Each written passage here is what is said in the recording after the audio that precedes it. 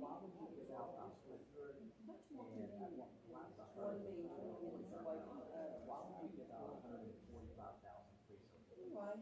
Or precepts? Why? When you only have a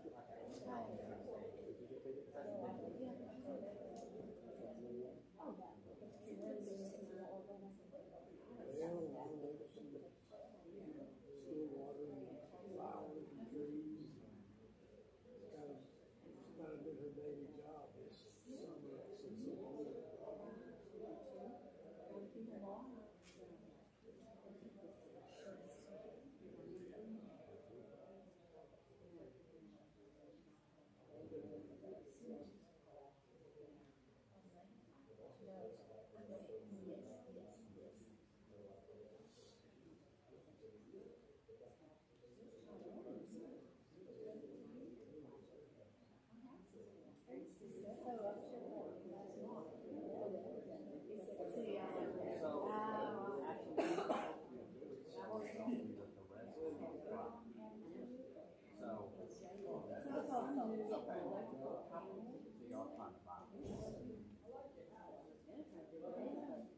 Well, I was going to buy a Ford for my gas and yeah. I was going to say, like,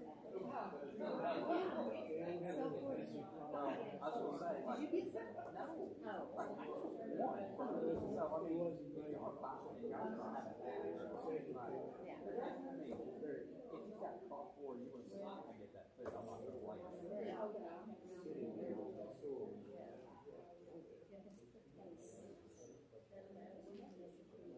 I think young kids don't know why. Y'all don't know. But we went and saw it. How many times have you seen it?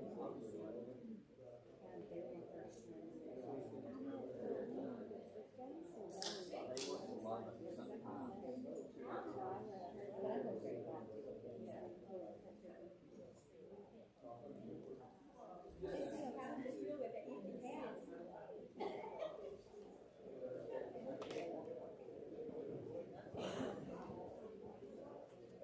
Well, I know.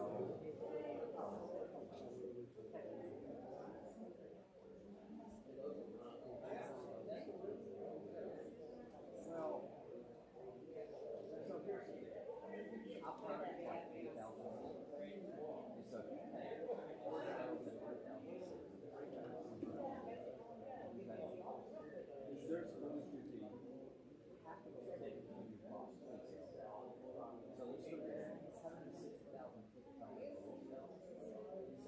there's also things going to fall. So don't buy tickets right off the bat.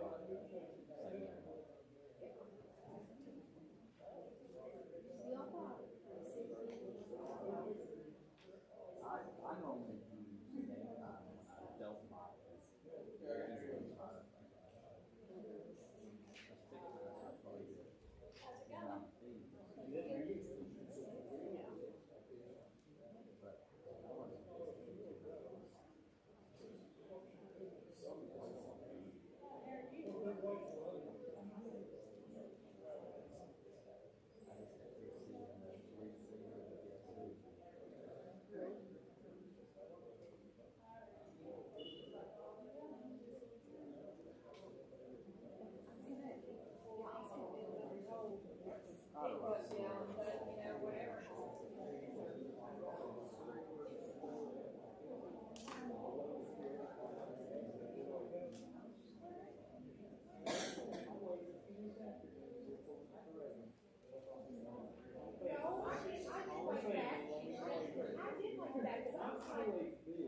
I seen that, and I was like, who is that? And I was like, yeah, look at my rear. I'm sorry. I got you today, though. I really did. Really?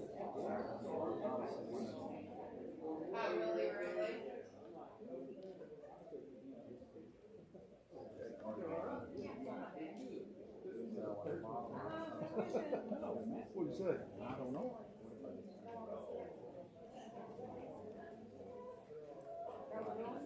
The only person that got 5 or 6, they pushed second 6.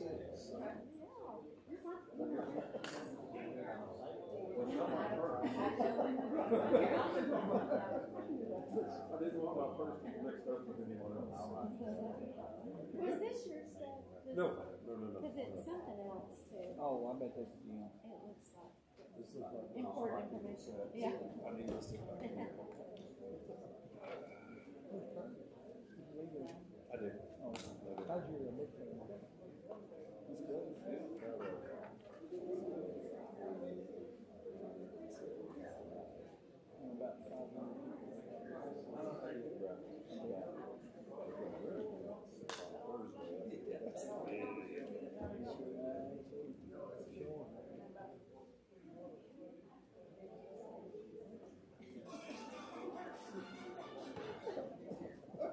I'm glad you did that, Julie, so I got time. Everybody turn your phones That's a good reminding us.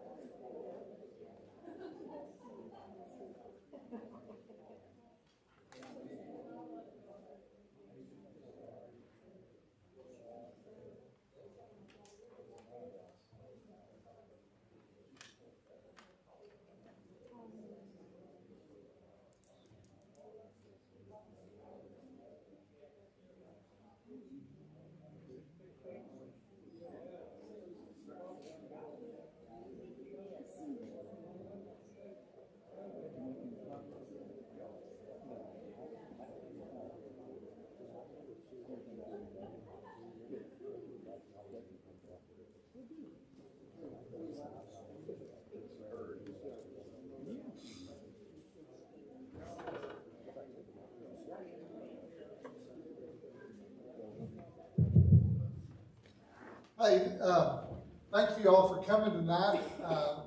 Appreciate y'all being here. It's our second information meeting. We'll give you all the information we can give you, and when we're finished, we'll be open for questions. If you like, John Blackburn, he is going to talk first, and he's got to leave, so we may have a middle question, and we'll have the building people talk second. John's wife is in the hospital in not the best condition, but he made a commitment to be here anyway, so we appreciate him driving up from the Metroplex. And so we're going to let him do his part and then let him get out of here. And then we'll let the building people, the folks from the Metroplex in Indianapolis, talk about what the building process and the renovation process will look like. So, John, I'll turn it over to you.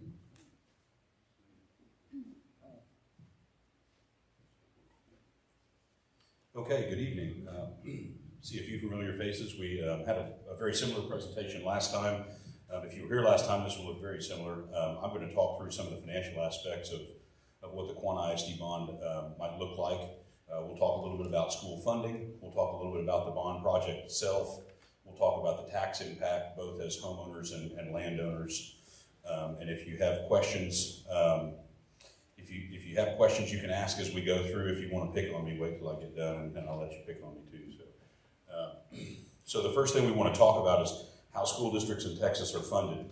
A school district in Texas is funded by a tax rate, an overall tax rate. That tax rate's made up of two different components, M&O and INS, maintenance and operations, and interest and sinking. So we'll talk a little bit about what those things are intended for. The maintenance and operations tax rate is intended for the purposes that it sounds like, the maintenance and operations of the district. That's everything that the school district does. So that's daily activities, that's monthly bills, that's student programs, that's everything that you do. The M&O budget is the budget that you see every year when you look at the district's budget. For most school districts in Texas, about 75 to 85% of that M&O budget is made up of salaries. So you spend about 75 to 80% of your budget money on just paying the folks that work for you, teachers, staff, all of the people that work to make school happen. That leaves you maybe 20 or 25% of that money left over for all of the other things that make up a school district's activities that are outside of salaries. So that's going to be all your student activities, that's going to be all the monthly and annual costs associated with running the district, all of the other things that are a part of the budget.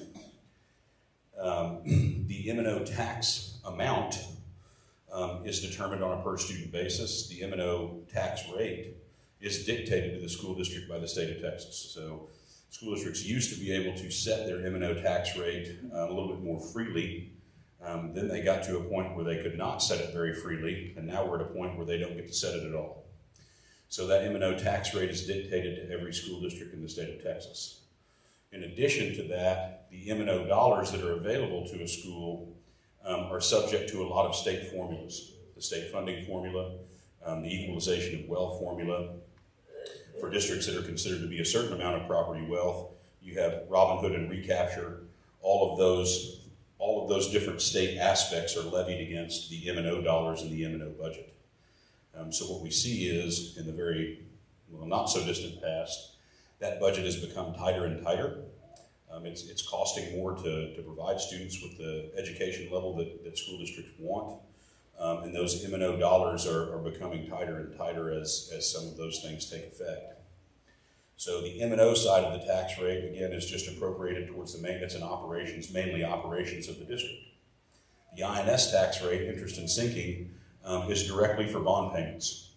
So dollars that are collected under the INS tax rate are only going towards principal and interest on bond payments. And those bonds are bonds that are voted on by the local community and projects that are determined by the local community. So there's no state interference with INS. There's no funding formula with INS. Every dollar of INS money that's collected stays right here and goes directly towards making a bond payment on a bond project that was voted on by the local public. We'll talk a little bit more about how assessed value plays into this, but just know that on the M&O side, things like wind and solar and all of those outside entities that come in and add value are limited on the M&O tax rate. They are full force, full value on the INS tax rate. So what we talk about when we talk about M&O and INS nowadays is having the right mix of M&O tax rate and INS tax rate to best serve your district. It's not whether or not you need to have one or the other, or one's good or one's bad. They're both necessary nowadays because of what's happened on the M&O side, and we'll see some of that. But the question is, do you have the right mix of tax rate to best serve your district in the best way possible? And so we'll kind of look at what that looks like. Any questions about M&O and INS? Those two are added together to create your overall tax rate, which you see on your tax statement from the county when you get it. I do have a question about Yes, sir. INS. You said that wind and solar are taxed at the full rate on INS. Am I correct about that? Yes, sir. Okay. So any tax abatement or any provisions that might have been negotiated, that pertains to M&O on those entities? Only M&O, yes, sir. So when you have a wind or a solar entity come into town, the ones that you guys have and are kind of still in your future are under what's called a 313, a Chapter 313 agreement. That limits their M&O value, not their INS value. So if it was a $100 million project, on the M&O books it would be valued maybe $20 million. On the INS books and for INS tax rate, it's valued at the full $100 million. There's no such thing as a limitation or an abatement on the INS side. Well, do those wind and solar places, are they waiting in the, I mean, you may not know the answer to this question, but are they waiting to see how this bond vote goes before they, as I understand it, we were maybe considering a solar business coming to Hardeman County, but they have not committed yet to that. Are they looking at whether we pass this to see if they're going to come? Short answer, no, sir. So when you look at the tax rate breakdown of the district, the M&O tax rate is 2 and 3 times more than the INS tax rate. You have an allowable INS tax rate cap of 50 cents. Your M&O tax rate, I believe, is somewhere in the high 70s, and I'll have to look at the slide. So what happens is, even if they had the option to pursue an abatement on INS, which they don't, if you offered that company to say, okay, I'm going to limit your value, you can pick the 80-cent tax rate or you can pick the 20-cent tax rate. Where do you want to limit your value? Invariably, always, they want to limit it on the M&O side because that's where the most tax pennies are applied to them. So they say, okay, I'd rather limit my value against 80 cents of tax collections versus 20 or 25 or 30 cents. That being said, all of those entities understand what the INS tax rate cap is at 50 cents. So when they put this thing together originally for their cost-benefit analysis of that project, if they assumed no INS tax rate, that would be their fault. If they assumed 50 cents of INS tax rate, that would be a fairly safe assumption. And anywhere in between, they had probably already calculated or factored into what their cost-benefit looked like originally. All of that to say, Chapter 313 value limitation agreements are not available anymore. If you have one, you're grandfathered in. Right now, they're not available. Both of the entities that are looking at coming here, the Blue Summit 3 that you currently have on the books and the solar, have a 313 agreement. They have a 313, let's see, the wind does, yeah, they both do.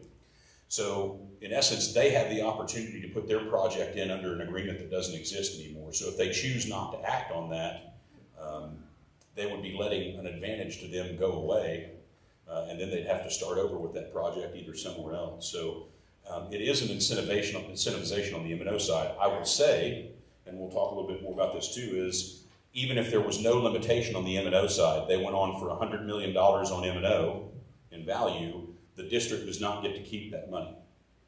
The equalization formula from the state, so if all of that money comes in from the $100 million of M&O value and your local collections go up because of it, then the state contribution to the district goes down in an equal amount.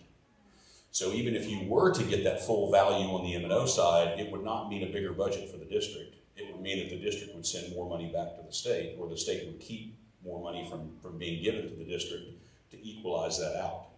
On the INS side, there is none of that stuff. So full value on INS pennies, no abatement agreement, no equalization formula, none of those dollars can escape the INS tax rate. They all stay here.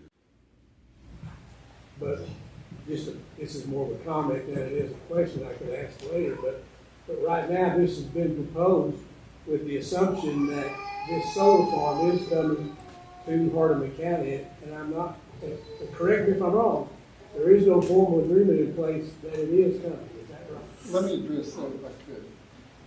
We have an agreement with the solar farm, and they're already paying what they would have to pay through the 313 agreement because they're kind of holding off with, don't know exactly why they're holding off. The company's changed hands. One reason that solar farms are balking right now, new solar farms, is because the legislature has taken away the 313 agreements. So they don't have a tax break to come in. Any break they get is anything that the feds might do. But as far as the solar farm that's looking out in the west, we're under their 313 agreement already, and they've made 2 years worth of payments. Their other payment will be due in January, so they're still definitely on the books. Your question, nobody in here can answer whether it would hold them up or not on their, if we did a bond election. But let's just say from all the dozens of districts that have done it to take advantage of the wind farms and the solar farms, it hasn't slowed their construction down of those that are under the 313 agreements. We haven't seen that, but I've seen the determining factor be more, can they get the agreement in place, as opposed to, is there a bond project being considered? So if, for example, over in Cisco and Cross Plains and some of those areas, there were several solar farms where the entities, the taxing entities, did not approve the Chapter 313 limitation agreement, and so they moved to a neighboring county or a neighboring district. Doesn't have much to do with the bond part. I will also say, none of the bond, nothing you see tonight is planned on any of that solar value. We're not assuming any solar value. We're going to want to see it on the books before we start to count it. So if the solar farm does come and it does include value on the district's books, that will be icing on the cake compared to what we're currently planning for. Good questions and comments. Anything else on M&O versus INS or tax rate? Okay. I'll talk briefly about this. What I wanted you to see is that your assessed value base is a makeup of all different types of things. As we talked about, you have wind and solar that's included. You have homesteads that are included, agricultural land, industry, utilities, pass-through value. You have all kinds of stuff that make that up. The more that value, assessed value base increases, the easier it is for school districts to get things done. The more that value falls, the harder it is to get things done. So, what we always like to look at is, since we're talking about tax rates, where is our tax rate now? Where did it come from? What has it done? So when we talked about M&O versus INS and having an equitable mix, or at least the right mix for your district, we'll see why that is. So you can see the very top year there is 2006. At 2006, the maintenance and operations rate of the district was $1.50. That was the state allowable cap for maintenance and operations tax rate. Districts could go up to $1.50 on M&O.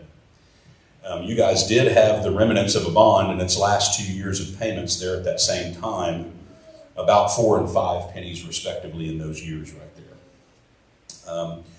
What I talk about is when you had the old cap of $1.50, the example I use is if you need $1.20 to operate your district and you're able to tax at $1.50, that leaves you a pretty significant amount of extra M&O collections that you have at your availability, either to put in general fund balance from year to year in order to save up and try and build a new facility, to use from year to year to update and renovate your facility and keep your facility where you want, and to be able to afford the things that you need to have happen from a facility standpoint.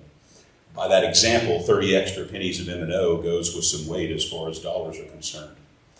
You can see that from 2006 to 7 to 8, and you can see those black lines right up there. These black lines represent your M&O, the gold represent INS. This drop down right here took place. That was the first institution of state tax rate compression. So the state compressed districts' M&O tax rates. They did that so that they could claim a tax break to the tax-paying citizens of Texas. They did that for likely re-election purposes and other purposes that may be outside of the benefit of everybody involved. But what happened is school districts' M&O taxing ability went from $1.50 to $1.04 in relatively 2 summers worth of tax rate setting. The state says that they are going to fully return that money that's lost by tax rate to all school districts, but we know that when they tell us that, it's not going to be fully returned. There's also the understanding of some districts may be more efficient with the dollars that they have than other districts, so a straight reduction in tax rate like that has an impact on districts differently. If we use the same analogy of you needing $1.20 to operate your district and you're now at $1.04, you can see how that lent to a tightening of school districts' operational budget. That decrease in M&O tax rate right there is the end of what I like to call the old way of addressing school facilities. School facilities are the most expensive thing that a district can do. It's the most expensive thing that a district can address and try and accomplish. With that decrease from $1.50 to $1.04, especially for smaller, more rural districts, that was the end. That was the end of the old way of addressing facilities. There is now not any extra dollars available to try and go out and significantly renovate a district facility or to build something new. Your budget just tightened significantly. That hit all districts. Everybody had to reevaluate. There were some positions that I'm sure were absorbed during that time period. Some people probably chose to retire and that position wasn't filled again. There were probably some pretty stringent discussions in boardrooms about what was going to get funded in the upcoming budget cycles, all of those things. But as a taxpayer, you went from $1.50 to $1.04, right? So you took a 46-cent tax break on your rate alone. And for you guys in that same time period, the 4 or 5 pennies of your bond went away. So almost a 50-cent tax break for the local community. So I know that was probably publicized at the state legislative level, maybe not as much here locally. I would be willing to bet that the people at the district weren't out just beating that drum too loudly, but that was a significant decrease in tax rate and therefore probably tax dollars on all properties within QISD. You can see that your tax rate on the M&O side ticked along at $1.04 there for several years. Many districts did that. there were lots of districts that had a plan for a bond right as that decrease in M&O tax rate took place to say, okay, well, if we're going to lose 46 M&O pennies, let's propose a bond for maybe 20 or 25 cents, still have a decrease in tax rate, and include a facilities project as a part of that, right? There was also some availability to get a few pennies beyond $1.04, sometimes up to $1.17 by voter approval. So there were some districts that had that voter approval tax rate, M&O tax rate on their ballot in that same time period too, thinking, okay, if we're going to lose several pennies of M&O, how can we either regain some of that budgetary money or include some sort of INS or bond facilities project that's going to better our district and take our district in the direction that we need it to go, kind of in conjunction with that decrease. Many districts did not. Many districts have, as I say, I keep saying small and rural. Some of the big urban districts, their budgetary money works a little bit differently. But for you guys, a lot of smaller districts operated at $1.04 for many years, struggled with it, struggled with the dollars that came in, started to realize that we're not really going to be able to substantially address our facilities at this $1.04 of M&O collections. You can see that right in that 2019-2020 area, you drop from $1.04 to 97. That's the state legislature instituting tax rate compression again, from 97 to 89 cents there for a couple of years, to 85, and now to 72. The district's M&O tax rate is at 72 cents. You do not have any bonds outstanding currently. Which means aside from the 2 dome projects, which the district is also paying for out of their M&O budget, there have not been any major facility projects that have been pursued by the district that would necessitate a bond. I will say that if you look at where your M&O tax rate was right in here, and I guess even right in here, and where it is today, you can understand where the conversation about do we have the right mix of tax rate comes from. Okay? You will see that we put a representative bar right here for 2025 that would represent the 27.5 cents that would be necessary to support the bond project. And you can see that your total tax rate in that bar is still at a lesser level than where you were in 2019 before compression started again. So again, we talk about mix of tax rate. It's not just straight increase. There's been quite a bit of decrease that's taken place. The decrease has been on the M&O side, which has tightened budgets. It's taken money away from district operating. It's further pushed districts away from being able to handle facilities projects with M&O dollars. The state is trying to push districts onto the INS side. They're not doing it unreasonably. They're not pushing districts onto the INS side with $1.50 of M&O. They're further compressing M&O to try and push districts that way. So again, although those tax pennies are appropriated for different things, I think it's important to keep in mind where our overall tax rate is and how that compares to our most recent and even historic past as far as tax rate is concerned. Are we being equitable? Are we making a reasonable ask of our tax-paying citizens? Where was our tax rate? Where has it been? Where is it today? Are we using the right tax pennies for the right things? Are we using M&O pennies for all of our maintenance and operations stuff? Do we have the availability of INS pennies for facilities and projects things? So when we talk about the mix of tax rate and the equity of the tax rate, that's what we're looking at, is how do we use both sides of the tax rate in a manner that serves the district's purposes and needs in the future.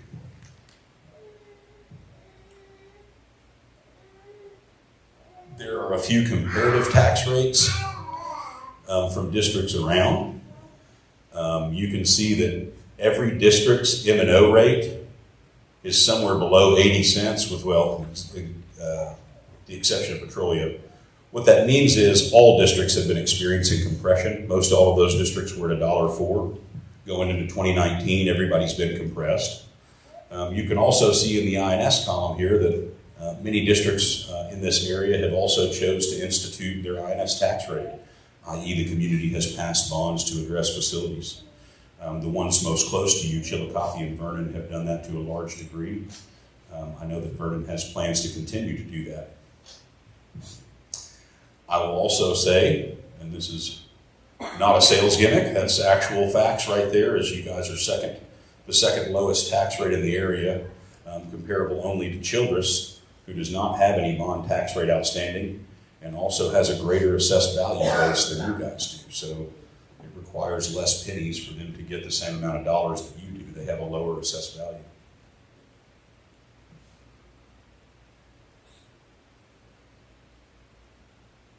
Okay, so this is one thing that we thought was important to at least show. This is the average homestead value in Quanah. This is the average value, market value of homesteads in Quanah ISD. You can see that as compared to other districts in and around the county.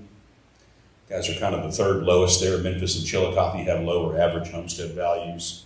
Harold, Wellington, Vernon, Childress, and Northside, Northside have higher average homestead values, and we'll talk about why that's important here in just a minute. Ready to go? Skip over. I'll skip one. No, there it is. Okay. Yeah. So when we talk about the decrease in the tax rate, we're not saying that the decrease in the tax rate is attributable to just straight savings. We understand that people's assessed valuations have increased as well. So what we're saying is, we know tax rates have gone down. We also understand that people's assessed values have gone up in turn. What we're recognizing is that the tax rate on the M&O side especially has decreased so much that the value of your property here in the county would have had to have increased by an equal or greater amount percentage-wise in order to offset that decrease in rate. So what we're saying is, based on tax rate reduction, even though your assessed valuations have increased, you should still be paying a lesser amount of dollars today than you were in the last decade or more. You can see the assessed valuation base of the school district right here, starting in 2006, about the same time period for tax rates that we were looking at. There is a little bit of fluctuation right in here, but you can see a fairly steady climb in assessed valuation. From the school district standpoint, this is what their tax rates and their funding is based on. And so increase in assessed valuation is supportive of a school district. That helps them operate a little easier. We obviously know from a taxpayer standpoint, depending on where these increases come from, that means that maybe your homestead or your ag land is increased. That also means maybe you've had other things move into the school's taxing district: solar, wind, other business, utilities, pipeline, anything like that that would not be a homestead or local ag that might be considered local taxpayers. So you guys have had probably both increases take place here. So when we look at the tax rate, we would say that from a tax rate standpoint, there we go. Oh, one more. Oh. From a tax rate standpoint, right here at 72 cents, the district is fairly well positioned to be considering potential addition to the tax rate to support a bond. Fairly well positioned from a tax rate standpoint. That tax rate is levied against assessed value, so from an assessed valuation standpoint, the district is fairly well positioned to be considering what it's considering. It has a larger value base than it's ever had, and the lowest tax rate that the district's ever had. So it's in a fairly good position to be able to consider something like a bond and what the results of that bond may do for the district's facilities. As we talked about earlier, you guys do already have some outside value that's on the books. Blue Summit Wind 3, you have a portion of those wind turbines already in your district. Those have been on your books for the last several years. They're represented by the green bars right there. The black bars are your local value. Local value as of this year with no increases in the future. And then the red represents Quanah Solar. Quanah Solar is the solar farm that the district does have a 313 agreement with.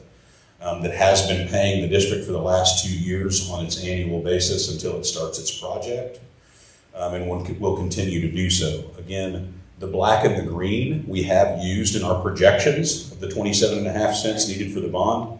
The red we have not. None of that red value has been included in any of these projections. So a lot of times the next question is, what happens when that red value comes?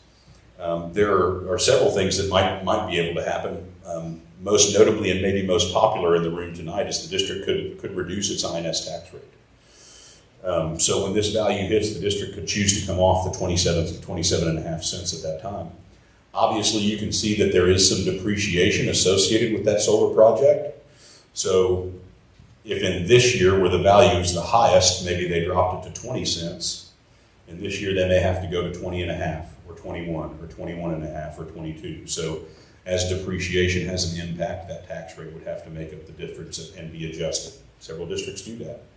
An additional thing that might happen is if they maintain the 27.5 cents and that value is added, it would produce excess revenue of 27.5 cents above and beyond what we originally planned for. That excess revenue would come directly from that project alone. That excess revenue could be used to reduce the district's principal on its bond more quickly. In essence, pay the bond off more quickly, pay it off faster.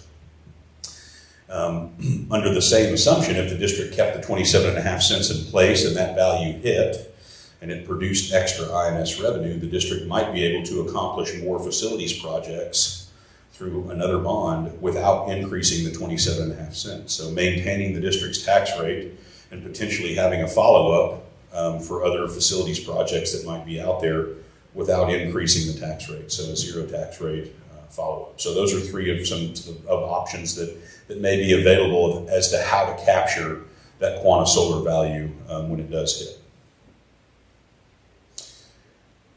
Any questions about this increase in value from wind and solar?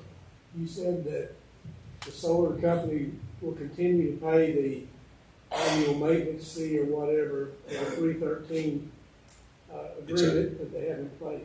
10 years, for 10 years, yes, sir. How do you know that? I mean, they're contractually obligated to do so under the 313 agreement. In addition to being contractually obligated to paying their annual $50,000 a year, they're contractually obligated to an upfront lump sum amount, usually somewhere between about $800,000 and $1.5 million, depending on the size of the project itself. That money is due to the district by January 31st in the year after that value hits the books. So that value would hit in July or August. Jordan would be assessing that value by July 25th. By January 31st of that next year, they're due to pay the district the lump sum money up front. So they're contractually obligated to dollars to the district. they're contractually obligated, but they could say, we have reevaluated this idea of going to Hardin County with a solar farm, and we're going to break the contract. In other words, why haven't they come? They're in it 3 years now, they're on the fourth, or I don't know how many years. But in other words, why would a company continue to pay an annual fee of $50,000 and not move any dirt? Because it's more cost effective to pay the $50,000 a year to bide your time than it is to wade into moving dirt and beginning construction and then going backwards. So in essence, there's going to be a cost point of no return for that company, which is when they start moving dirt, pouring footings, and getting ready to build that project, they're going to spend enough millions of dollars where the best path forward for them is through, not backwards. And so they've prevented themselves from approaching that barrier at this point. So far, the project has only cost them their application fee and $50,000 a year for 2 years. The moment they start to move dirt and pour footings and do those types of things, we go from maybe $150,000 into the millions. So they're going to make sure, number one, they have all the equipment they need to start and finish the project. Number two, that they don't start the project haphazardly with no plan to finish it. Number three, that they have the right things in place like 313 agreements and value limitation agreements and all of their federal tax subsidies that they get for green energy in place before they actually start spending money on breaking ground and doing those things, so that they don't waste money.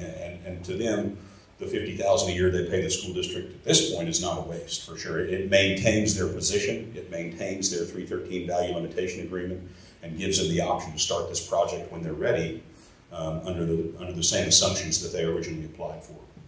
This is a 30-year bond, is this correct? Yes, sir.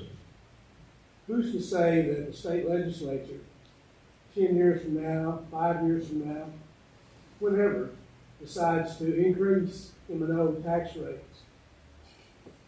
They certainly could. It would be them to say it, yes. So, I mean, what the school district can only look at what's in front of them now. That's correct. But when we're at low rates on M&O, but we've been at higher, and it could happen again, correct? It could. The district would have to reappropriate billions of budgetary dollars in order to do so, right? So, and we'll look at some of the legislative impact. I think I may have taken it out of here. The most recent legislative action was that they brought the tax rate down and they increased the homestead exemption for a total of almost $13 billion. The state would have to reappropriate $13 billion out of the budget for school districts in order to make that move go back the other way. It would take majority votes. It would take a lot of legislative action to make that happen. It does not make it impossible by any means. But they have purposefully gone this way, and so far we really don't see a change in that direction. There's not anything to tell us that they're purposefully going to go back the other way, I guess at least in the near future. You did make a very poignant statement, though, is all we have to work with is what's right in front of us. And I'm gonna expand that a little bit to the 2-year legislative gap, right? So every 2 years they meet. We know at least for 2 years after they meet, nothing should change, but that's always subject to the next 2 years and the next 2 years and always will be, so. Exactly, we only have what we have to work with, and what we know about where we live, Quanah, Hardeman County, is we have a declining population, we have a declining industrial base. I think that's a fair statement. We've lost acme, we've lost population, and yet, and I'm just making a comment, it's not going to prevent the issue going before the voters, but I just would like, maybe somebody can answer this from the school district. Why now is the best time to proceed with this bond election and bond issue? Wouldn't it be better to know that, hey, we do have a solar farm coming? We know that for a fact, and we're going to proceed with this and propose this thing because they're going to provide millions of dollars in the tax base. We're going on a hunch. So you don't necessarily have to wait for the solar value to hit to take action. Even if you do the bond today and the solar farm comes in another 2 years, you can take advantage of that value. The value is not lost. I would also say when you talked about why now, I think we talked about a couple of reasons as to the positioning of the school district to be asking for what they're asking. One is the assessed valuation base, which is not necessarily the highest it's ever been, but it's pretty close. The other one is the overall tax rate, because the overall tax rate is the lowest that it's ever been in the district's history. So I think those are a couple of driving reasons. One of the other reasons would be the anticipation of outside value help from solar or wind that's going to come in the future. So a few things line up.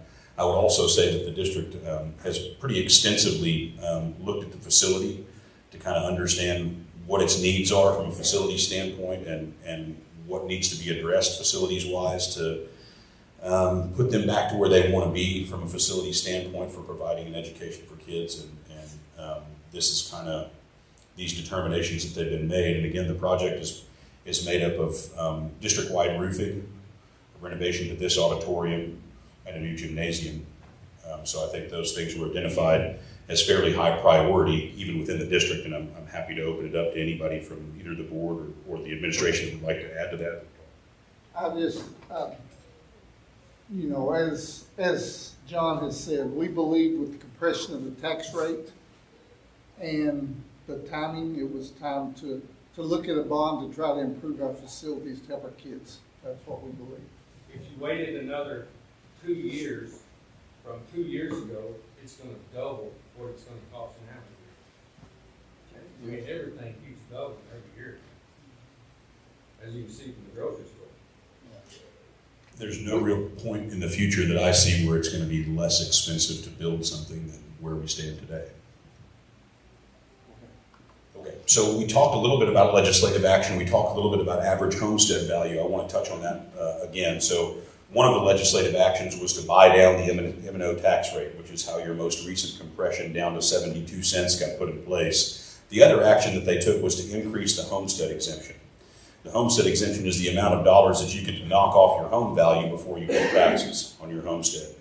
The exemption went from a $40,000 exemption up to a $60,000 exemption. I'm sorry, a $100,000 exemption. It was a $60,000 increase. So now the homestead exemption is at $100,000, which means whatever your homestead value is, you get to reduce it by $100,000 before you pay property taxes to the school district.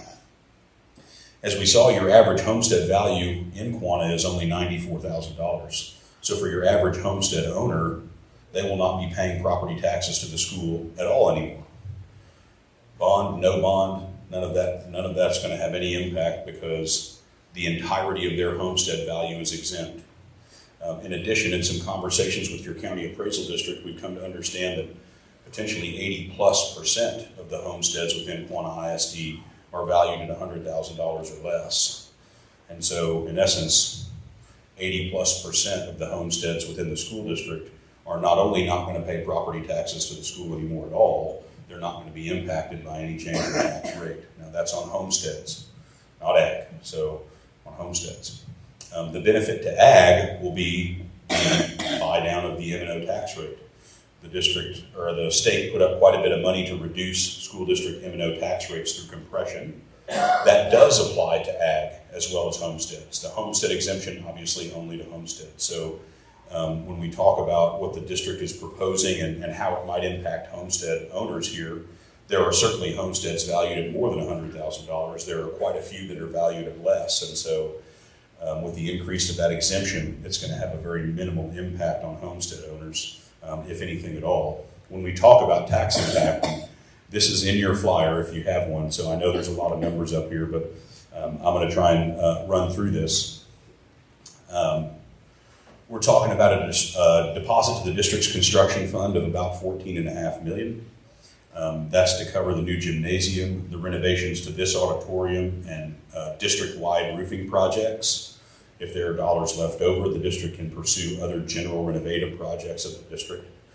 The impact on a homestead, and we'll look at this. So what we wanted to show here, well, let's talk about this first. So the proposed tax rate to support that $14.5 million is the 27.5 cents that we talked about. Most recently, your M&O tax rate was compressed by 13.72 cents. So it went down 13.5 cents last year. The proposition of the bond would take it up 27.5 cents this next year. So there is a net change in tax rate right there. It's not just straight increase. In addition to that, we talked about 80+% of the homesteads within the district are valued at $100,000 or less, which makes them completely exempt from property taxes. So what we wanted to show you here is these rows run across like this. This is the tax rates over here. This is your homestead value at the top. So we have your average homestead value in the district of $94,000. We have a $150,000 homestead, a $200,000 homestead, and a $250,000 homestead represented. This is what your taxes look like in 22-23. This is what they look like in 24-25. This is what they'll look like in 25-26 in the event of a successful bond. So what we want to do is just provide a little bit of historical perspective as to what our dollars look like. So in 22-23, you can see that the district's M&O tax rate was 85.46, just over 85 cents. That was prior to the most recent compression. You can see that the district's INS tax rate was 0, as it has traditionally been, for a total tax rate of 85.5 cents, roughly. The annual tax that was paid by the average homestead owner, average value homestead owner here, was about $466 to the school district annually, about $39 a month. Right? For a $150,000 home, about $940, $200,000 about $1,300, $250 about $1,800. Right? So as your home value increases, the tax rate has a greater impact on you from a dollar standpoint. That was 22-23, prior to the legislative action that we just discussed. This is 24-25. So this is the setting that just took place by the district. You can see that the M&O tax rate has been compressed down to just under 72 cents, 71.74.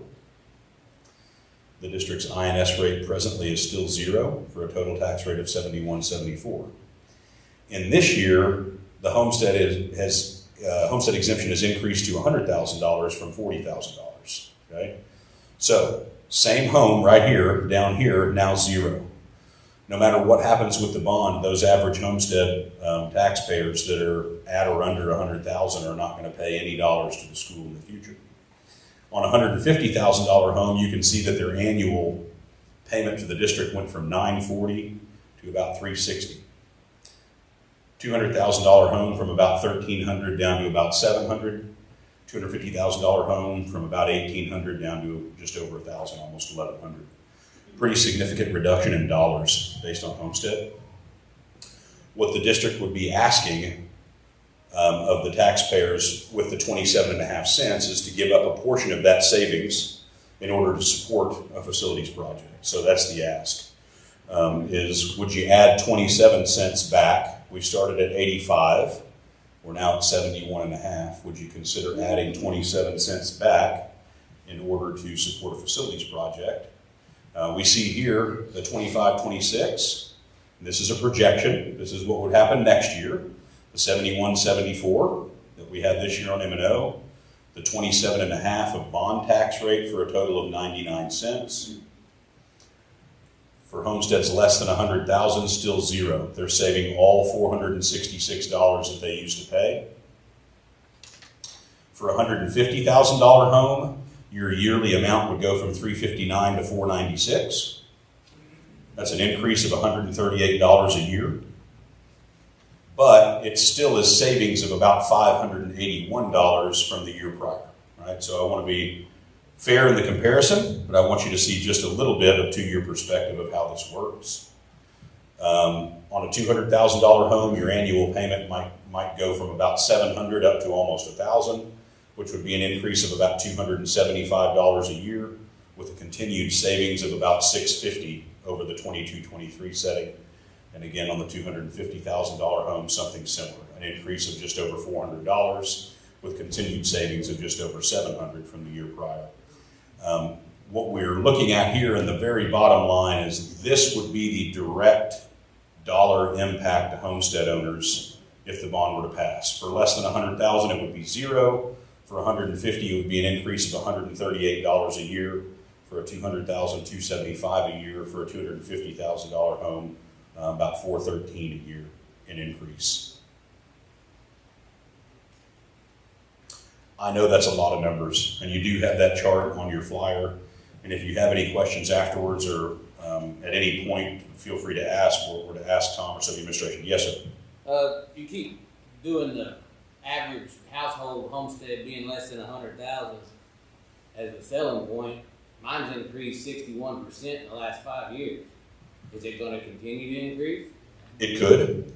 When it comes to homestead increases, the increases are largely they're largely hard to predict.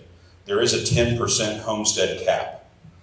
So if yours increased by 61% in value, you only paid 10% of that the next tax year. And then you'd pay 10% the next year. Something similar for me, I'm in Parker County. Mine went up 48% in 1 year on my home. But you only pay for that at 10% at a time, year over year. So it's hard to predict what happens there.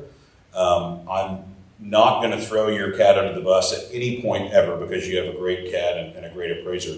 What I will say is that a lot of the increases that people have experienced in the last 3 or 4 years are being pushed from the state level. The state comptroller has sent charts to county appraisal districts as to where their valuations for value categories should be.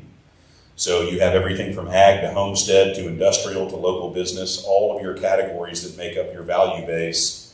The state has been giving the county appraisers charts as to where those values should fall.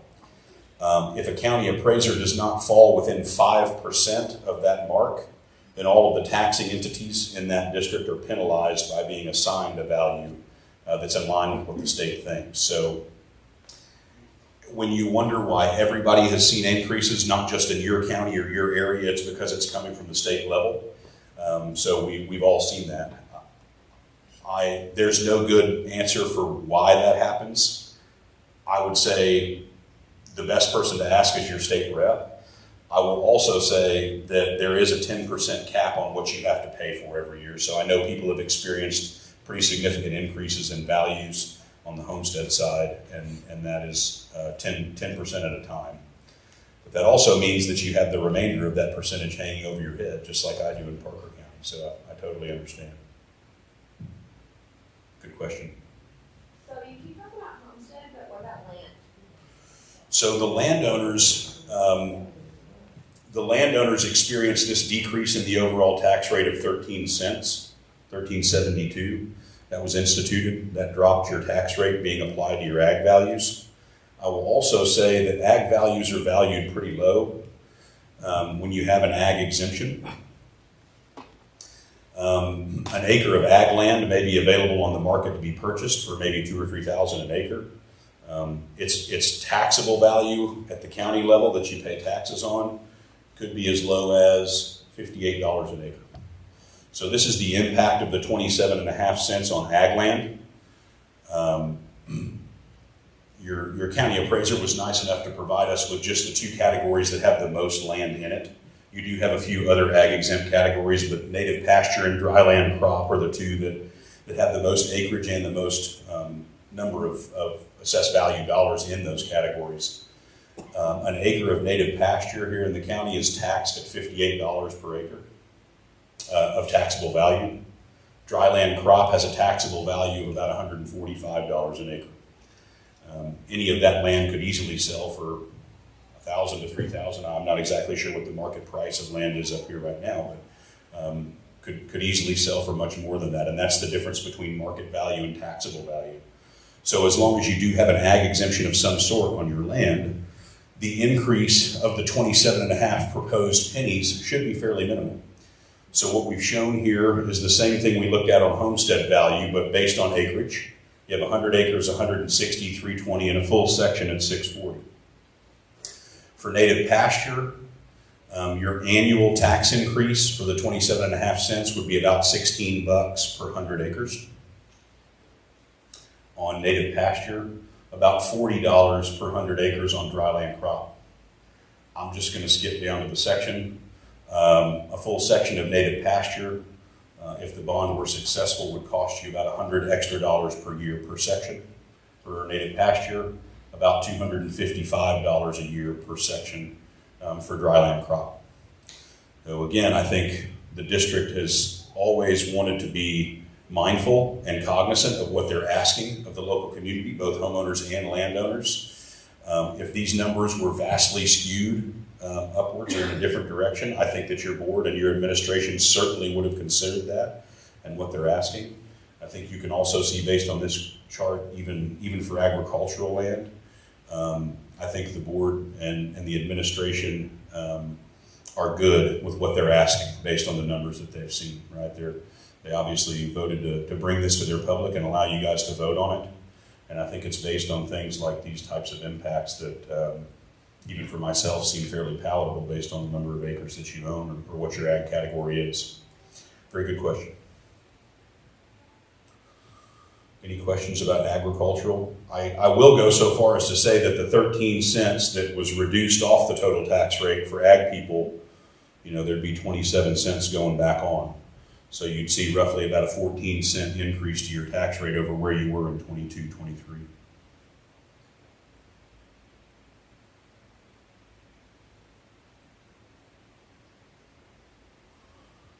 The over 65 homestead exemption is important to consider too. We're all getting older every day. Some of us feel older and older much more quickly.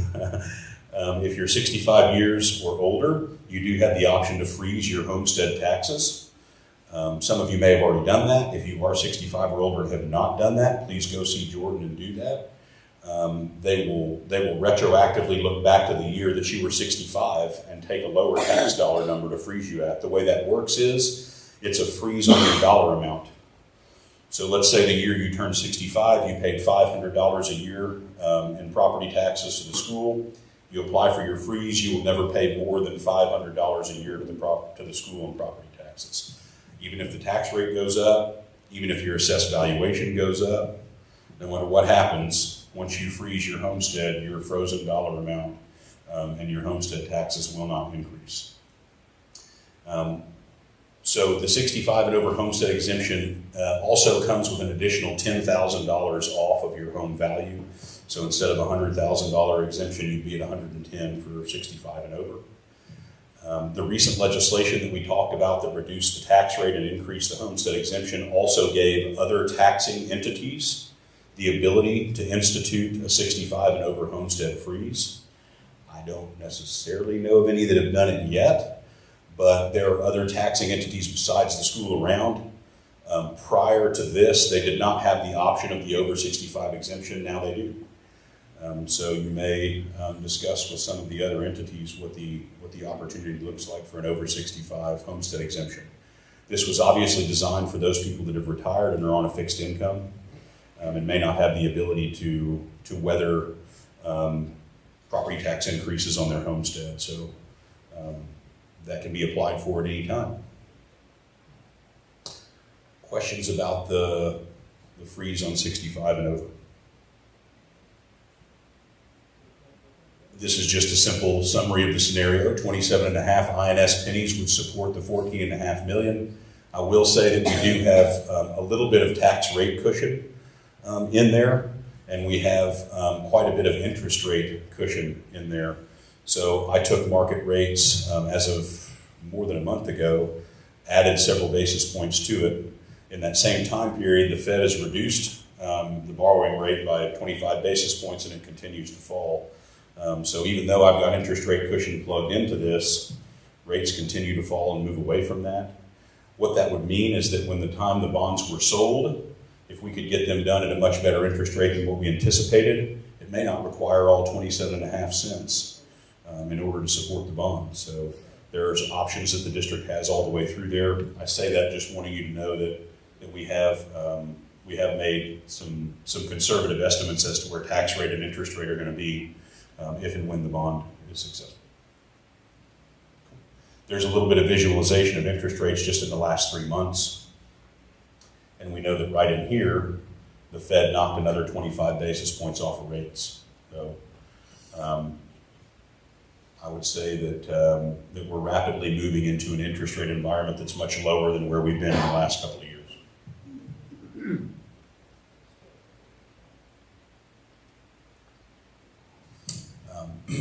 I know that your project group is going to have some more renderings, and I know that these are not as good quality as what they're going to show you, but I did want you to see just a site map of the proposed gymnasium, parking options, student entrance. There's a multi-purpose addition included in that can be used in a variety of ways, including classroom or weight room space, kind of an aerial representation of that.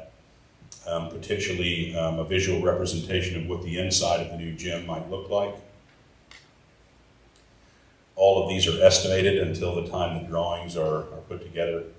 The theater renovation, you can see kind of how that might look on the inside here. I think if you look around the room, you can certainly see where some of the areas are that need attention. Seats are certainly one as well, so I believe we're showing all new seats, all new seating, sound and light equipment, surfaces, finishes, anything that needed to be renovated or repaired underneath there to make it whole again. This is a representation of the multi-purpose room in two different ways. One is set up as a classroom. The other is set up as a weight room. It can be used in a variety of different ways there on the gym.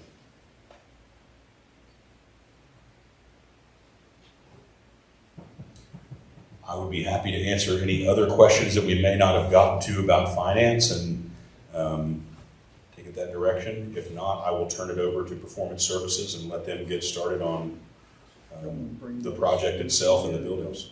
Tax rate, the 27 cents, that's what's proposed today. That can change over the next 30 years if this is approved. If need be in order to service the bond.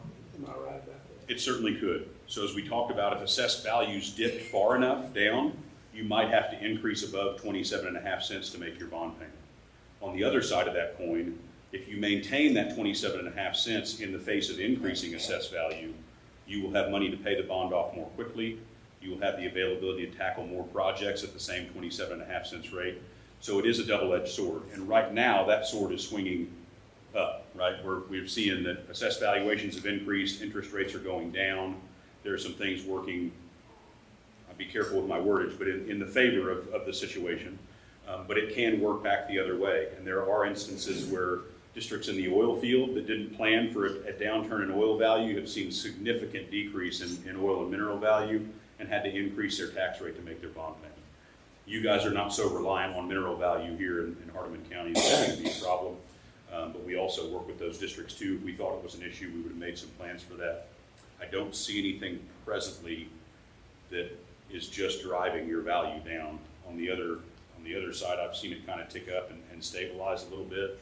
And then we also know that there's solar value out there in front of us too that is under contract and paying the district. So we full well expect that project's going to start and finish.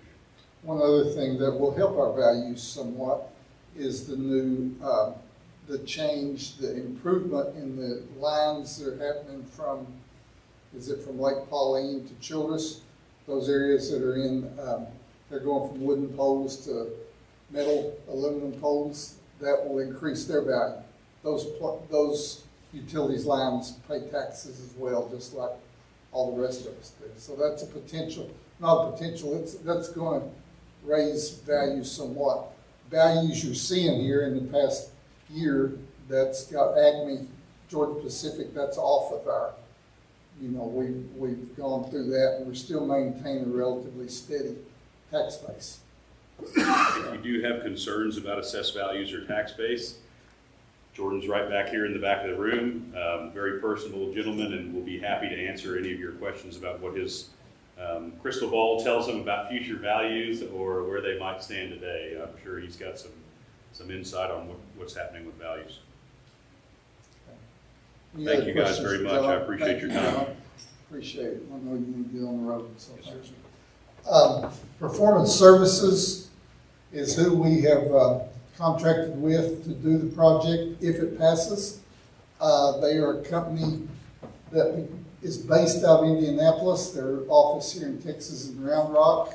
I have been to several of their projects, spoken with superintendents, spoken with maintenance people to talk about the price. They are, I call it a new type of building company. I don't know how new it is. It's new to me, but it's a custom design. Is that right? Is that the right word? Design build. Design build. I'm sorry. Design build. And when they give us a price, the price stays the same unless we change it. If something unforeseen happens and causes it to go up, our price is going to be what they say. And if they tell us $9 million on the gym, it's going to be $9 million unless we as the board decide to upgrade something. But we have looked and seen what we think needs, and so anyway, that's why we chose to go with this company. Their bid was significantly less than bids with traditional construction came to us. I've spoken to a superintendent that's done building projects with them the past 8 years, and he said, what they gave me is what we got. Their renderings look the same. The price was never above what they told me it was going to be, even though we had some stumps in our toes and they had to do some things. But I'm very confident that we're with a good company, and so I want them to show you and talk to you about what they are. But anyway, then afterwards, if you have any questions, we'll be certainly free to answer anything that we can. All right, good evening, everybody. So there's our three of us in here today. Jenna Shadowich, our Business Development Manager, Bob Weedy, National Sales Director, and then my name is Chris Geardy. I'm the Senior Architect with Performance Services. What we're going to talk about today is really what some of this potential funding can do for your school district, what it can do for your students here. So we want to talk a little bit about the project goals and then look at some of the initial renderings and some of the initial graphics of what this can accomplish. And again, please, as we go through this, if you do have specific questions, please feel free to interrupt me. Otherwise, we're happy to talk to you after. Before we get into what the potential projects could be, we wanted to look at, well, what's the problem or what we're trying to accomplish with these projects. So really identify three key components here that are going to affect your students in a positive way. A new gym. So your current gym, it's a beautiful gym. I know most of you guys have probably may have played on that gym. It's a great space. Does not meet current standards for dimensions. I know it's kind of a home field advantage for your basketball team because they know how to shoot around some of the structural joists, but it does not meet the current standards for high school sports. Same thing with volleyball as well. So we would be looking at then upgrading that to meet the current standards. Same thing with safety. There's not enough space around your court. You've got students sitting on the benches that are practically sitting on the court. So looking at ways to make this a safer environment. I know a lot of you guys have played in it and feel like it was a safe environment at the time, but looking at the future, we want to make sure that there's not liability on the school district. Making sure that there's public space and concession space for as youths that are coming into the community to be able to see this space and be really proud of your students, creating that environment to really energize the students and energize the community. In addition to the gym, we have that multi-purpose space that we had talked about previously. Large group instructions, bringing in professional development, having a large open space where you can do science fairs, you can do larger things that you can have not only educational components, but then also some fitness support as well. Then the theater upgrades, again, this is a beautiful space. We don't want to lose the culture. We don't want to lose the aesthetic of it, but there's light fixtures, sound systems. You can kind of see the damage on the wall there, seats that aren't necessarily all functioning. So upgrades to that. Again, your staff has done an amazing job maintaining it. It just is, it's time to make some upgrades to your facilities. Starting with the conceptual designs for the cafeteria, for the gym. As you can tell, laser works. We're coming, coming over 8th Street here. So connecting the current high school across the street to the cafeteria building as well, creating a safer environment for students to cross the road. Looking at doing the new gym and new locker room space in that location there as well. So that would be the connection between, it's a separate facility, so it can be secured separately, doing evening or weekend events as well. Has locker room space on the north, so the north side there is really your student-focused space. The south side then would be your public. So that's where the new parking would be. So if you're going to go to see a game, that's where you would park, come into the new common space with concessions, restrooms, and then move into the gym and cafeteria space. And these are some renderings. So this is looking north towards the existing high school. You're looking there is the alleyway. Behind the building there is 9th Street. So this would be your new entrance to the gym. That's 7th Street. 7th Street, sorry, 7th Street. And then this is flipping it from the other side, looking from the existing gym. Existing gym would stay. It would still be a functioning gym used for PE practices, but this new facility would become your competition gym. And then inside the facility as well, this is then looking south towards the new common space. You can see the windows there. So if you're getting your concessions, or you're eating concessions, or your kid's loud and needs to run around a little bit, there is a space that you can go in there, watch the games, watch whatever's happening in there, but you're separate then from the bleachers. Multi-purpose space, again, looking at this as potentially large group instruction space. You have a lot of opportunities to improve your educational environment, but also there's the component of the athletic training as well. So it is a multi-function space, really a large open space that you guys can use for your school's needs. And then the auditorium. Again, this is a beautiful space. It just needs to be upgraded. It served its purpose, and there's some things that are starting to structurally fail. So looking at some of the electrical systems that are older and not necessarily safe anymore. You're turning lights on and off with breakers, not necessarily something you want students to be working on. Again, you can see some of the structural damage on the wall with the plaster. Lighting and sound systems need to be upgraded as well. So we are doing a targeted approach to this. So we're not throwing away anything that doesn't need to be thrown away, but we want to make sure that the areas where there are concerns or things that are past its life expectancy, we can upgrade for you. While this doesn't necessarily look any different, we do want to make sure that we understand what that would look like. So how we can upgrade this, again, keeping a lot of the culture, a lot of the colors of your school district in the space. And then next steps. So how do we get from here to a completion date? So the referendum is November 4th, or November 5th, sorry. If successful, we would work through the design process with your students and with your staff and administration. So while we've done a high-level design of this, there are still details that we will need to work with your staff on that to make sure that we get the right lockers in the locker rooms and the right spaces to function properly. So we don't necessarily have all of the answers today on all of the details, but big picture, we want to go through that through winter and spring Construction would start then summer or fall of 2025, which would be complete then sometime in 2026. I know I went very quickly. I'm happy to jump back to any of the photographs or any of the renderings, or if you have specific questions on the design. Is there like a guarantee that with our drought situation and not having any rain that this isn't going to happen anymore for how many years if you're cutting?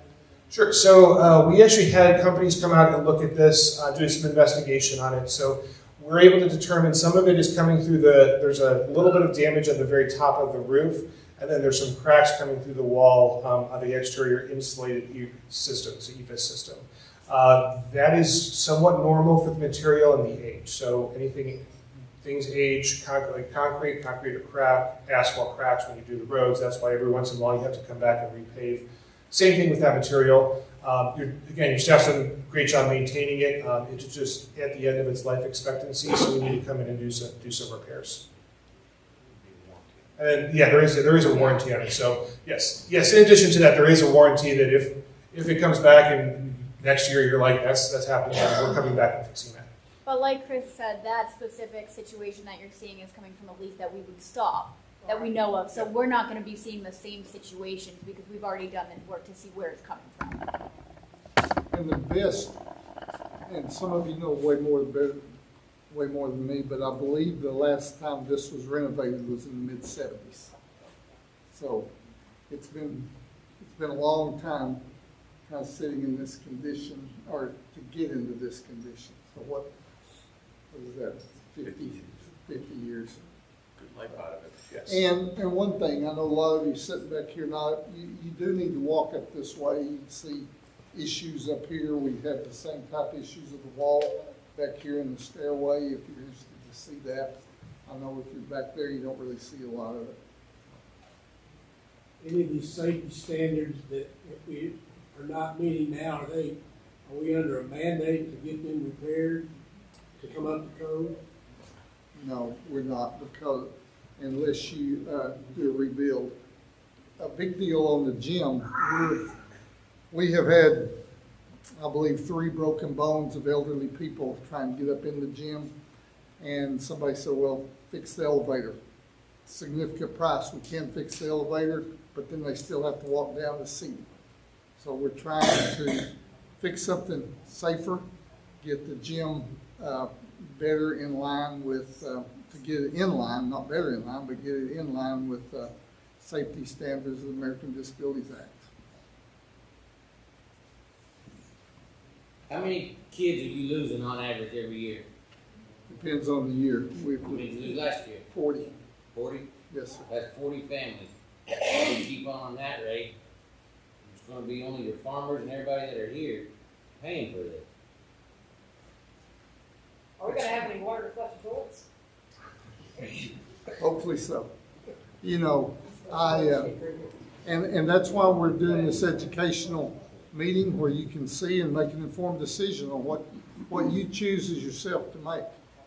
You know, so. Anything else? Any other? Be happy to answer whatever. Okay. Does the school district have any contingency fund right now where we can make the most urgent repairs? Sure. Out of our own funds? Sure. We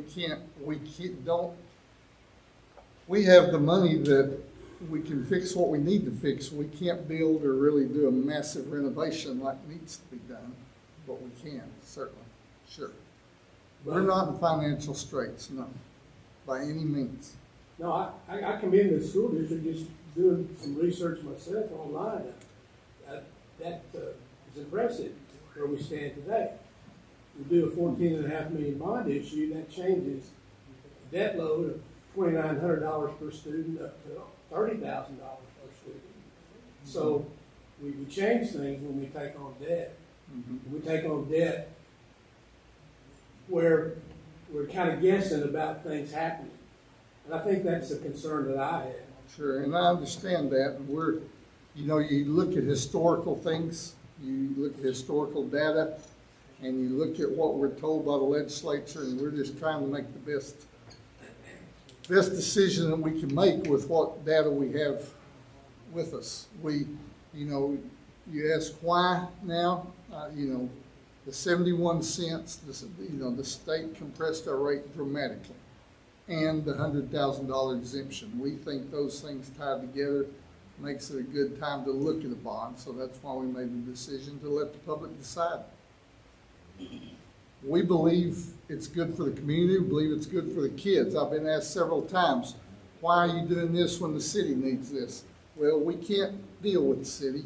We don't function with them, but we do think that fixing the school, improving the school, helps the city have a favorable look if they go out for bonds, things like that. You know, the county several years ago went out and got some grants and fixed the courthouse. We have an amazing courthouse.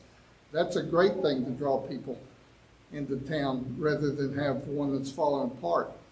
You know, do we have some infrastructure problems in the city? Sure, we do, and we have had for a while.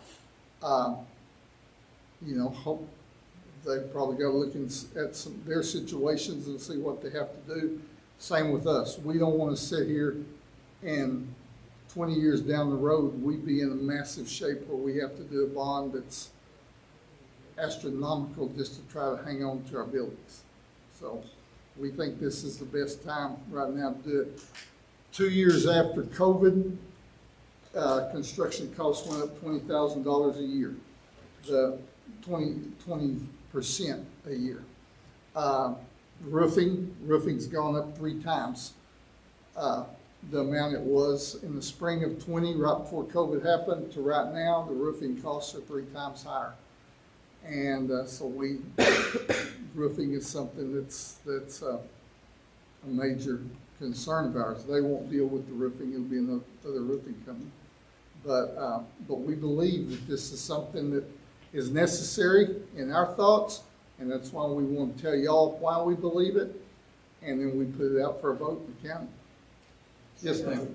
Okay, and I agree with you. It's a beautiful rendition. Everything is wonderful, and I think that is so positive for our city. But and I know that this is totally separate. There's no infrastructure. If people are not going to move here for a beautiful school if we don't have the infrastructure. What is the law on raising taxes with these kind of bonds? If we did this, how soon, if the city, if they raise the taxes for something that we needed for infrastructure, how soon can that happen? Well, that's up to the city, and so I can't tell you how soon that can happen. You'd have to ask them, because I don't know on their part.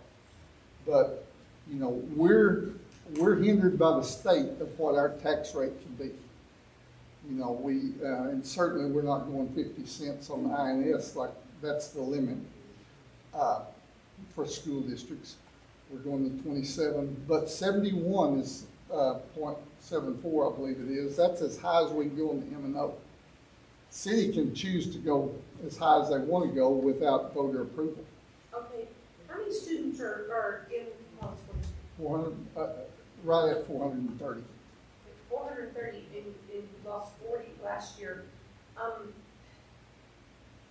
If the city, if we do this bond, can the people in Department County, can we take on this to do this and then try to help our town too? And I'm just well, you know, my thought is, you know, the city doesn't have nearly the tax base the school district or the county has. They're strictly limited to the city limits. And so, you know, there are massive amounts of bonds available for city infrastructure that we don't have available. I think you mean grants, right? You said grants. bonds. I'm sorry. I apologize. Thank you. Grants.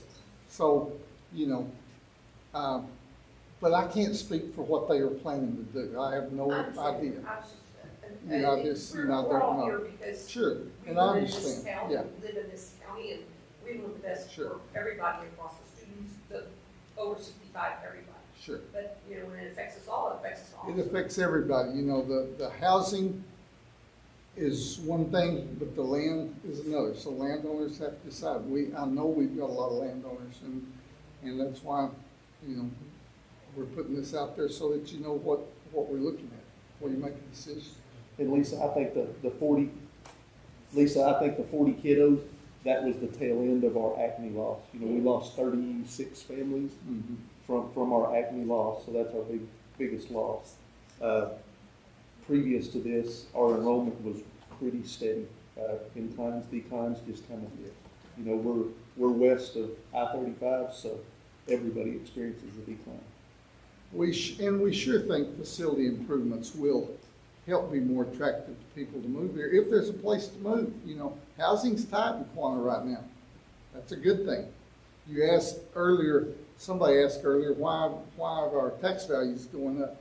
Housing has been selling for more than normal, and the comptroller sees that, and the comptroller raises what they say that our values are supposed to be. As John said, and I think Jordan will go along with this, we have to be within 5% over a 3-year period. If we're not, however much we're not within, the state pulls state funding from the school.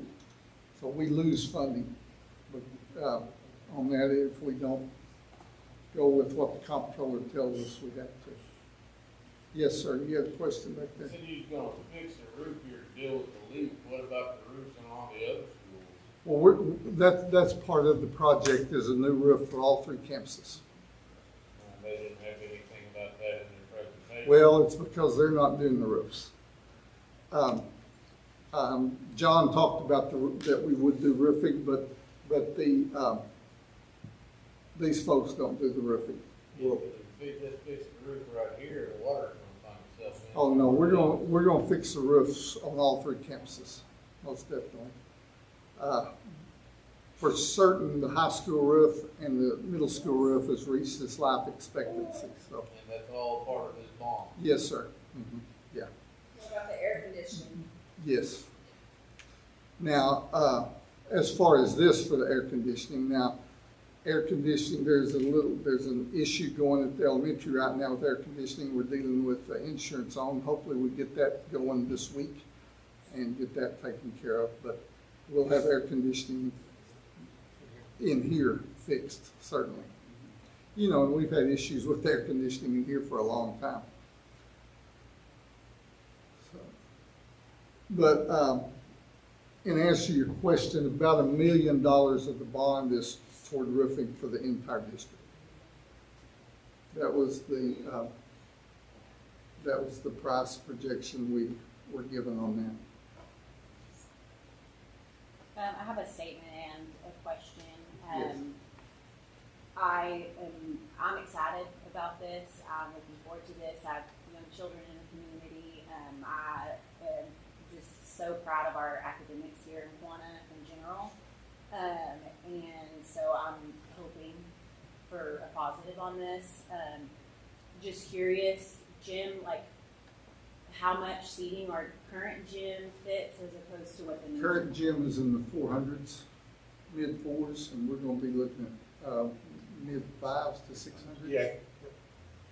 So we're in, and one thing that's not shown on the gym, on the pictures we're seeing in the gym, the seats will have backs that fold up and down. Yeah. The majority of the seats, we certainly won't put backs on the seats where we plan for the kids to be and do their jumping up and down, yelling and all that. And your visitors won't get comfortable either. So, anyway. Any other questions or comments? Well, Mr. Johnson? Yes. I remember us talking about the benefit of our community when we have this new gym, all the tournaments that we can have that's going to bring folks in. They're going to eat at our eateries in town. Yes, ma'am. So I think everybody is going to benefit. We will have the option to bring people in. You know, I had a lady tell me today, we used to host playoff games here. You know, nobody wants a playoff game here. We've had, I think since I've been here, we've had one private school have a playoff game here, but we do have the opportunity to bring that in. The way sports are now, summer camps are a big deal. Summer team camps, we have the opportunity to have one of those. So yes, the opportunity to bring people in. the same thing with the new auditorium. Our stage is more, you know more about this than I do, Pam, but you know, and you correct me if I'm not saying this right, the stage is more than adequate for one-act play competition. Our lights and our sound is hindering us from having that. And not only can we host the district, which the district has asked us a couple of years ago to host it, and we couldn't because we didn't have the lights and sound to do so. But we also, you know, in the springtime leading up to district competitions, they have one-act play festivals where schools come in, and same type deal as a basketball tournament. They bring their kids in, they compete, they perform, they compete, and parents, everybody comes, and so that puts an option to get people into our businesses. But we're still looking at this, and we're all saying we can bring people here for tournaments and all this. How do you bring people here for tournaments when we don't even have water? If we don't get our water fixed? And I know you're saying you can't do it, you're not at the city, but if there's no water, how are you gonna do it? We've got water right now. Well, right now. Okay. But our lines, you go and look at your water lines, right now we've got so many water leaks. Our infrastructure sucks, and you know that. I understand we've got infrastructure troubles, but I believe they'll do whatever possible to keep the water running in the city. Well, it's been shut off a lot here lately. You know, just to add. Yes, sir. I keep hearing about this water. That's that meeting over there. And they've had plenty of opportunities to bring up the plans. I've asked this when I ran for mayor 4 years ago, where's the plan? And it was never on the table. So we have to voice our matters and opinions at the city to see where we can get that rolling. Here in school, and what Lauren said over there, this is a great opportunity for these kids. That's the very first thing that I see out of this. It brings some pride back, you know, when they play basketball or ball or whatever. The other thing we have to think about is that we have a potential to bring in solar companies. They're in stages, you know, when they start bringing construction, maintenance and repair costs. These families that are coming in over 500 plus, they have to make a choice between Quanah, Grove, Childress, and Vernon. And this right here, having this, will potentially bring more of those, not 40 families, but maybe 20 or 25, which will bring funding with that. So, and overall, it helps the city out too with that, you know, and then tournaments. I would tell you, being on the floor, these kids, when they hear something about this, it's all about the kids.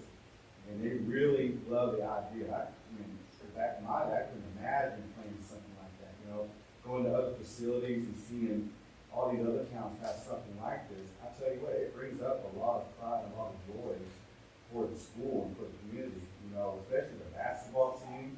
You know, we don't go to basketball much as we want to support it, but we don't want to sit on the visitor side. We want to sit on the home side, you know, and hearing kids get hit in the head by pipes and stuff because they're sitting so close to the wall. I mean, that safety is paramount. So, you know, I just want to throw that in. Hey, I agree with you. Our water line and infrastructure, it's horrible. Okay, Tommy, we have been going to the meetings. That's why we came to the meetings to try. When you start putting 2 bonds, people aren't going to want to try to pay your taxes. And that's where we're saying, I'm all for a gym too, just not at this time. I mean, don't get me wrong. I'm all for the kids. But right now, we've got to get the city and try to get it straight. At least get our water lines to where we have water, so you can have tournaments and stuff. But right now, people aren't wanting to move to Quanah. When you come here, you try to turn your water on, and it's nothing but rust. You can't flush your toilet because you don't have water. What's going to bring people to Quanah? We ain't got no restaurants. Maybe we should get some more. You know what I'm saying, Cindy? I know. But what I think is important is like the school is working on this now. This is an opportunity now that we can afford it as a community and not way down the line. the city, let's still come together and work towards that. But right now, this is what the school district's doing. And this is what they're working towards to make things better in the community and for the kids. So, I mean. So, is there any, Yes, sir. do you know if there's any city lines going running underneath the proposed building area? No, the only thing that's running in that vicinity, there's lines that run down the alley, which would be between the proposed gym and the parking lot. There's water lines, sewer lines there. What's going down, is it 8th Street? Would be, and it would not be on the building, it would be on part of the street that's. Are you guys still planning on It would- maybe changing out those sections of lines that would be going underneath that parking lot? No, we wouldn't be doing that. I don't know if the city would be or not, but it would still be a situation where we could work on those. We're certainly not gonna build across the alley because of that issue. And then the part on 8th Street is, Atmos Energy has a gas line that would be going down beside the back of where the gym is, but we wouldn't be able to cross it.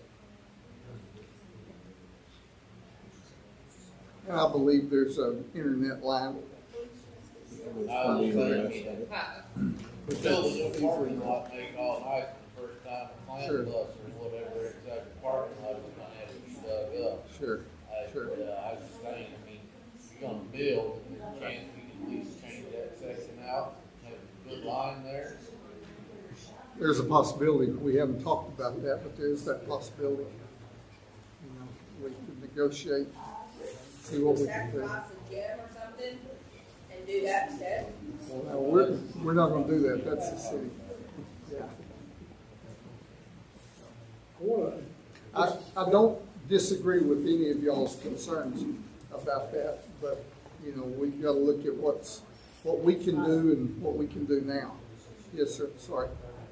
I just want to make sure I understand my simple way of thinking about this proposed solar farm that's been Yes, sir. coming to Hardeman County or potentially coming to Hardeman County. They're paying their annual fee in order to keep the 313 in force. Yes. They've got 10 years. Okay. Are y'all having discussion? In other words, the confidence level that the school board has and the school district has about that particular thing is probably a whole lot higher than mine and other people. We're not planning on it. We haven't put that in the plans. We say that could happen. We approved, the school board, I say we, I didn't have anything to do with voting. The school board approved the 313 agreements for 2 solar farms, Quanah Solar and Tavy Solar Farm, both west. They're both still in effect. Quanah Solar is the only one that the time period is hit where they have to start paying. Tavy is coming. Is it going to happen? Don't know for sure. You know, and I tell people it's kind of like Acme closing. $billion companies operate differently than any of us in this room. We don't know how that works. But they are paying. They still claim they're going to build. West Texas or AEP, whatever it's called, electricity had enough confidence that they built the substation out here. So the people that seem to be on the know tell me if the electric company built the substation, you can count it's going to happen at some point. That's just, but I don't know. So the only dirt I've seen moved is the substation. But it has been built. And that was by AEP. And Jimmy, we did. I've been on the board 15 years. We waited for 10 years for wind and it never happened. And then we waited for these last 3, 4, 5 years for solar. It just didn't happen. But that tax rate coming down and hitting an all-time low was our biggest. I'm a landowner and have property values as well. And that's when we finally decided as a board, hey, this is the best time. Yes, it'd be nice to have a crystal ball like Jordan has and look down there and say, but we just thought it was right timing for us. And you got to look at that as, you know, on school board, you're a steward for the public's money, but you know, you're just one vote. But it's when you pertain it to your finances, you know how that works. You have to buy a house. You know, you buy property when it's low. You look at the interest rates, you know, when they're low. And it was just good timing. Yes, you do that. I guess a lot of times too, though, you make sure that you've got the wherewithal to pay the obligation. And the obligation will be paid because debt has to be paid. And the bond issue itself says this is a tax increase. And come whatever happens in the economy, we incur debt, it's going to have to be paid. So if our tax base does continue to go down, we lose population, it's still going to have to be paid. And that means that let's be honest too about who's going to pay the brunt of these taxes in Hardeman County in the Quanah School District. It will be those people above the 100,000 threshold. Let's say 80-20 rule. They're going to be stuck with the bill. And they could be stuck with the bill 5 years, 10 years from now, not at 27.5%, but 37.5%, if you will. I guess I would feel confident about this. If I were a banker wanting to finance this deal, I would like to see the school district have in their back pocket and set on my table, here, we know we have this construction going on for this solar farm. This industry we know that it's coming to town. And we don't know that. We're making a big part of this decision based upon a hope and a prayer and a hunch. And we had hoped that for a long time. And then when the massive tax compression hit, that's why we made the decision to let the voters decide. So that's kind of where we are. Yes, sir. Tom, the other night y'all said that you still owed on the domes. Yes. And would you explain exactly where you sit on that? How much do you owe? And why do we owe on domes that were grants? Okay.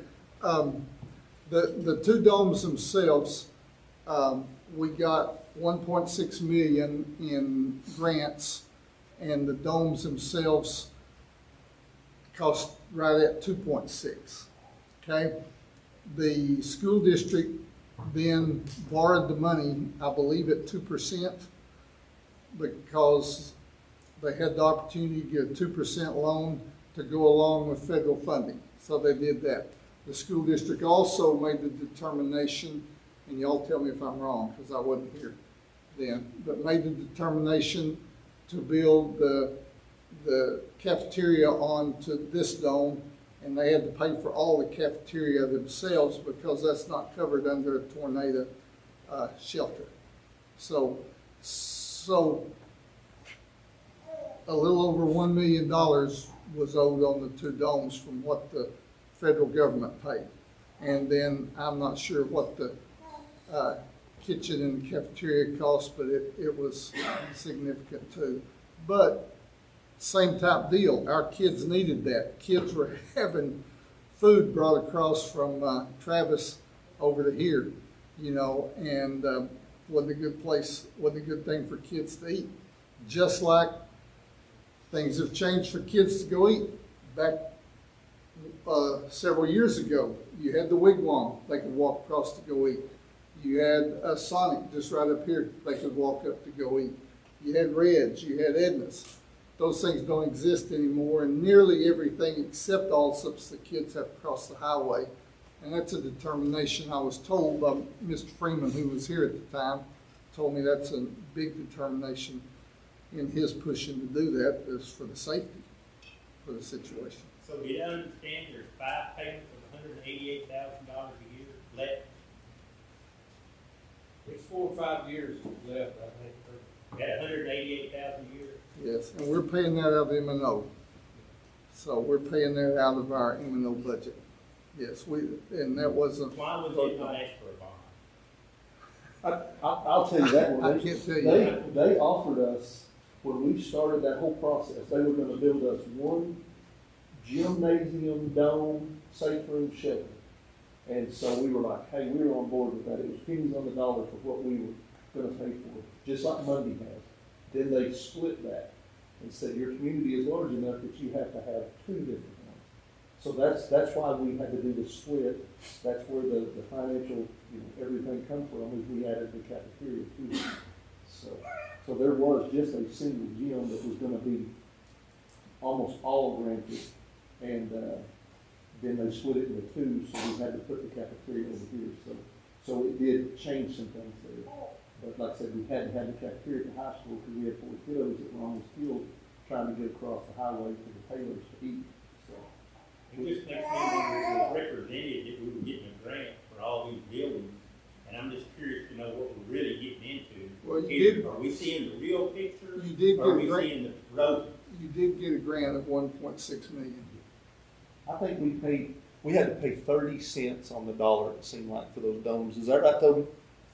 Yeah, something like that, that's pretty close. It almost covered it, but just not quite, and we added a very nice cafeteria to it, so that did put more money on top of it. So we still owe $1 million, right? You know what we have here? 18 times 5, 800,000.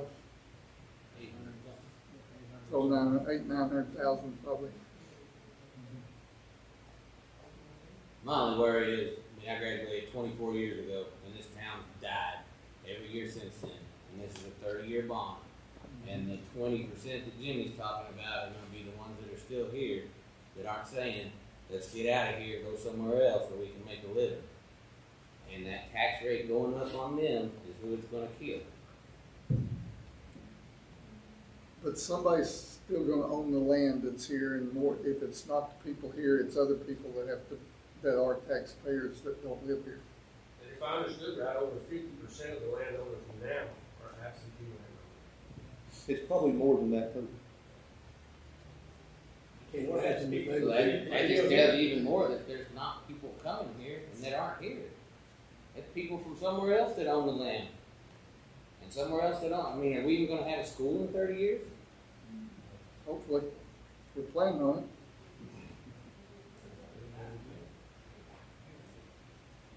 I hope so. The school is closed, we still gotta pay those.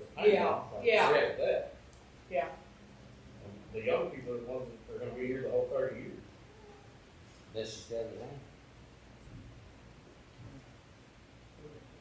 Anything else? Any other questions, comments?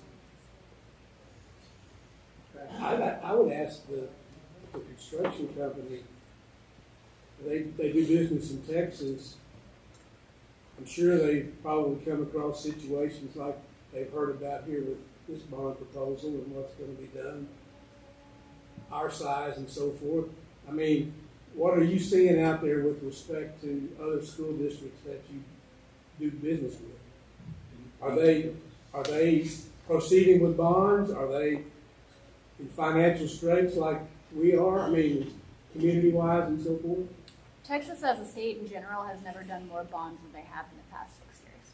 And they're just projecting. So we're seeing both demographics. While the big districts are doing billion-dollar bonds, we're still seeing the small districts continue. They are more moderate. They're $10 to $50 million.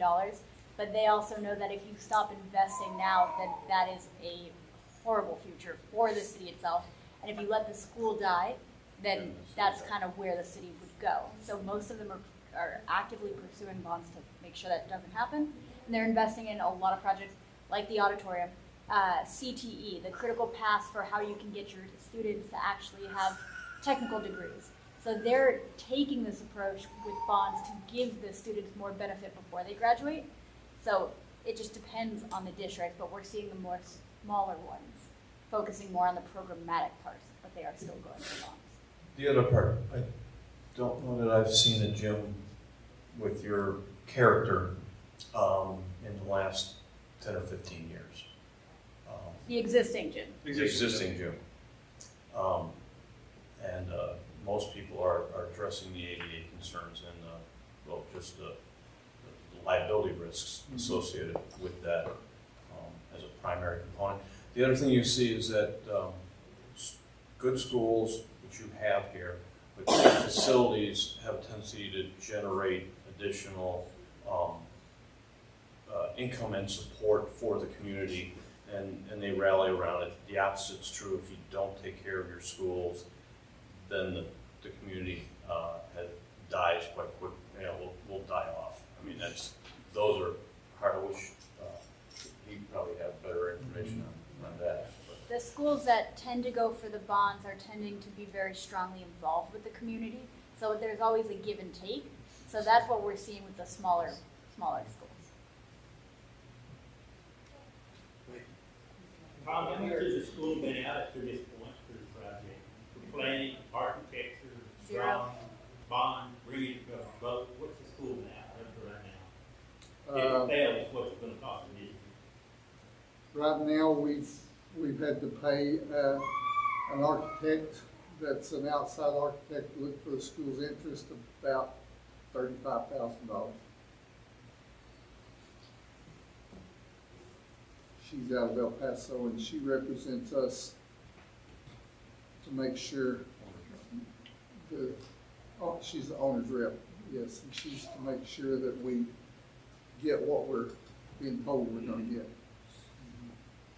There's no payment to this company or the Live Oak, the public finance No, company. Unless neither the one of bond. those companies have received a cent from us, no. And we will not be taking anything unless the bond passes and then we determine to go forward. So if the bond didn't pass, you are not liable for anything that we've done here. So there's no burden on the city.